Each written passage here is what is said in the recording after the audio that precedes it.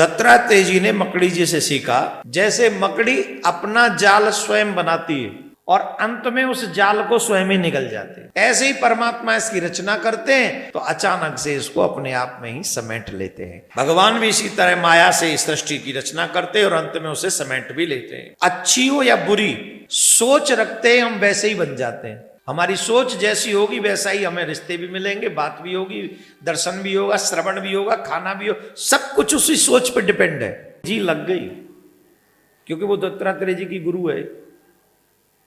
ये देखो कितना कसम से अपने आप, यही ठाकुर जी की लीला है। आप किसी को छोटा मत समझो, आप जिसको छोटा समझ रहे हो आप मूर्खता कर रहे हो। मकड़ी, दत्तात्रेय जी ने मकड़ी जी से सीखा, भगवान भी ऐसे ही माया जाल रचते हैं और उसे जैसे मकड़ी अपना जाल स्वयं बनाती है, वो कहीं से साधन बाहर से नहीं लाती है, इकट्ठा नहीं करती है, वो अपने मुख से ही सब कुछ निकालती है और खूब लंबा लंबा लंबा लंबा जाल बना देती है और अंत में उस जाल को स्वयं ही निगल जाते हैं। वैसे ही ये जो संसार है ये परमात्मा की ही रचना है। ऐसे ही परमात्मा इसकी रचना करते हैं और जब भगवान कृपा करे कि अब बहुत समय हो गया यानी कि देखभाल करते करते, तो अचानक से इसको अपने आप में ही समेट लेते हैं। सृष्टि वहीं से शुरू और वहीं पे समाप्त हो जाती है। भगवान भी इसी तरह माया से इस सृष्टि की रचना करते और अंत में उसे समेट भी लेते हैं।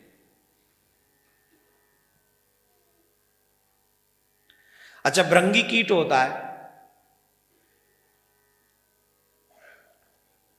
उसका स्वभाव है, दत्तात्रेय जी ने इनसे सीखा है कि अच्छी हो या बुरी हम जहां जैसी सोच रखते हैं हम वैसे ही बन जाते हैं। वो अपना रंग बदल लेता है भृंगी। अच्छा, यही हम लोगों के साथ नहीं होता है? बोलो, होता है कि नहीं होता है? बोलो भाई,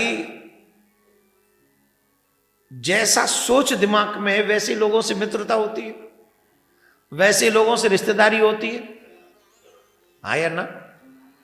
और वैसा ही करने के लिए प्रयासशील रहते हैं। हमारी सोच जैसी होगी वैसा ही हमें रिश्ते भी मिलेंगे, बात भी होगी, दर्शन भी होगा, श्रवण भी होगा, खाना भी हो, सब कुछ उसी सोच पर डिपेंड है। इसलिए अपनी सोच हमेशा भगवत संबंधित ही रखनी चाहिए, अलग नहीं, भटकने नहीं देना चाहिए। जोर से बोलना पड़ेगा, और जोर से, और जोर से बोलो।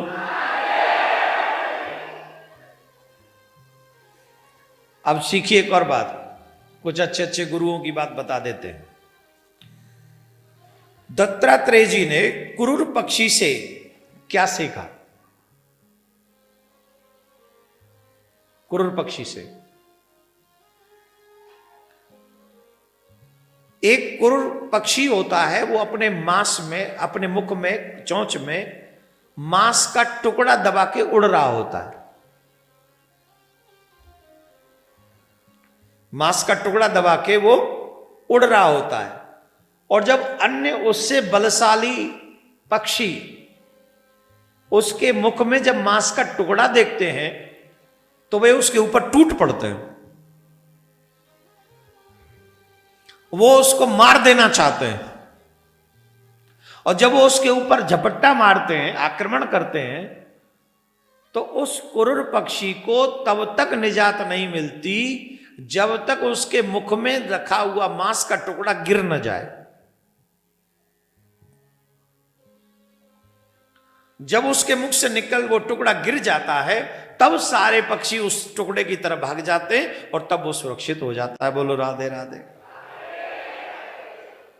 इसी तरह हमें भी कुरूर पक्षी से यह सीखना चाहिए कि जितनी ज्यादा चीज आप अपने जीवन में इकट्ठे करोगे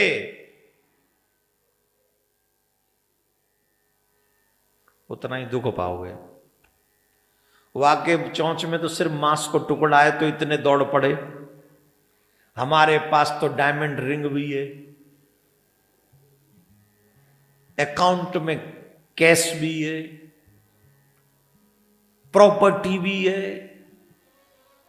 अच्छा एक बात सोचो, कल्पना करो, हम बता दे तुम्हारे दुश्मन, तुम्हें पता नहीं तुम्हारे दुश्मन, जिनके बेटा नहीं है, जिनके कोई औलाद नहीं है, उनके रिश्तेदार तुम्हारे जीवन की क्या क्या दुआ मांगते होंगे तुम्हारे लिए?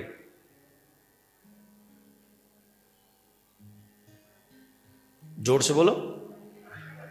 है? मैंने नहीं कहा, आप कह रही हो। क्या कह रही हो? जल्दी मर जाए। और जल्दी क्यों मर जाए? अच्छा उनमें से कोई ये क्यों नहीं सोचता है भगवान एक बेटा इनको भी दे दो?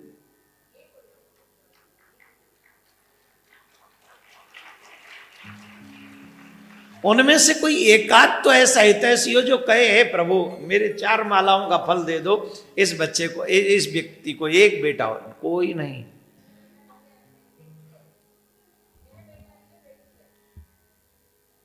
बेटी है ना, तो आजकल बेटियां भी बेटों से कम नहीं होती। हाँ तो हमारे काम की बात तो सुन नहीं रहे। सुनो। अच्छा नहीं, हंसिए नहीं, सीखिए। ये लोग आपके मरने के लिए दुआ क्यों कर रहे हैं? किस लिए? क्योंकि वो प्रॉपर्टी, अकाउंट, पैसा, सोना, चांदी, ये जो मांस आपके मुख में है उसे प्राप्त करने के लिए। अगर वो ना हो तो तुम्हारे जिंदे रहने से उन्हें कोई फर्क नहीं पड़ता और तुम्हारे मरने से भी उनको कोई फर्क नहीं पड़ता, जब तक वो रहे। अच्छा मैंने इतने लोग देखे जिनके कोई नहीं है भोगने वाले, इसके बाद भी अच्छा काम नहीं करते, इसके बाद भी नहीं, कोई भोगने वाला नहीं है, फिर भी जमे बैठे उस मांस के टुकड़े को मुंह में लगाकर। और तब तक तुम्हें सुख नहीं मिलेगा जब तक इस टुकड़े को फेंक नहीं दोगे उस क्रूर पक्षी की तरह।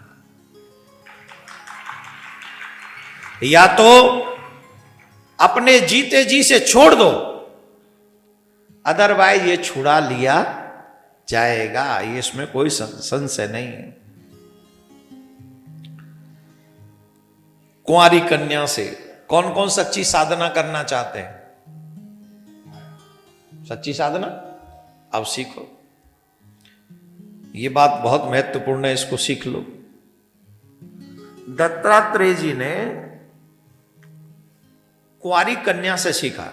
एक लड़की जो कुंवारी थी उसका विवाह फिक्स हो चुका था, उसका विवाह फिक्स हो चुका था, तो उसके ससुराल पक्ष से कुछ लोग आए हुए थे और संयोग से उस समय घर में कोई नहीं था, उस समय घर में कोई नहीं था और उसने चूड़ियां पहनी हुई थी। आजकल तो चूड़ियां कोई नहीं पहनता, आजकल तो वो कड़े आ गए, बड़े आ गए, कड़े बड़े खड़े पड़े, पता नहीं क्या क्या आ गए, एक एक ही कड़ा पहनते अब। बल्कि हर सुहागिन स्त्री को हरी चूड़ियां जरूर पहननी चाहिए, हरी और लाल चूड़ियां, वो भी कांच की।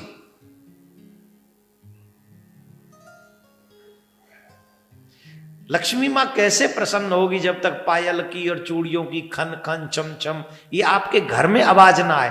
आप देखो जैसे अब कोई आवाज नहीं आती घरों में, खन खन की आती है, छम छम की आती है, अब एकदम ठम ठम, एकदम बस पड़े सोफा पे, वैसे ही घर का माहौल है, एकदम गुम मथान, ऐसे एकदम योगी बैठे समाधि में, खत्म। प्रत्येक सुहागिन को हरी चूड़ियां, लाल चूड़ियां जरूर पहननी चाहिए, अपनी घर की खुशहाली के लिए। अब से नहीं, प्रारंभ से लोग पहने दे आ रहे। भागवत में कुंवारी कन्या का उदाहरण है, देखो चूड़ियां पहनी हुई उसने और उस समय वो धान कूट रही थी, अचानक से ससुराल पक्ष के लोग आ गए तो उसको लाज आ गई। अरे लोग क्या कहेंगे कि कोई और नहीं और इतनी आवाज आ रही है। तो चूड़ियां उसने बहुत पहनी हुई थी, पहले कम की, फिर कूटने लगी। वो कम की तो भी आवाज कर रही थी, फिर उसने सारी उतार दी, दो दो पहनी और वो दो दो भी आवाज कर रही थी कूटने से। बोले ये बात नहीं बनेगी, एक एक और उतार दे। अब एक चूड़ी रह गई और कोई आवाज नहीं, और वो दाना कूटती रही। कहने का मतलब है सच्चे साधक को सबके साथ नहीं रहना चाहिए।